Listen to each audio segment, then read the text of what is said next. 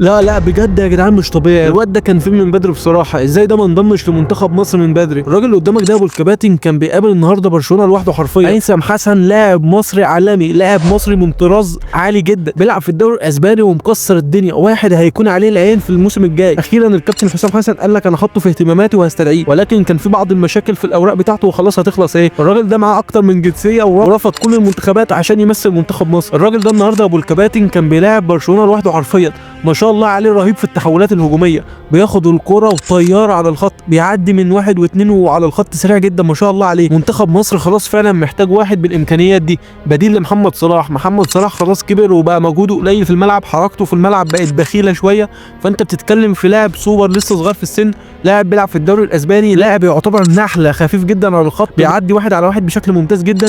اعتقد ان هيثم حسن خيار مثالي جدا ان هو يكمل المسيره بعد محمد صلاح بالنسبه لمنتخب مصر، وان هو يكون في الفتره الحاليه بديل قوي جدا، وقد يكون اساسي مع محمد صلاح في تشكيله منتخب مصر.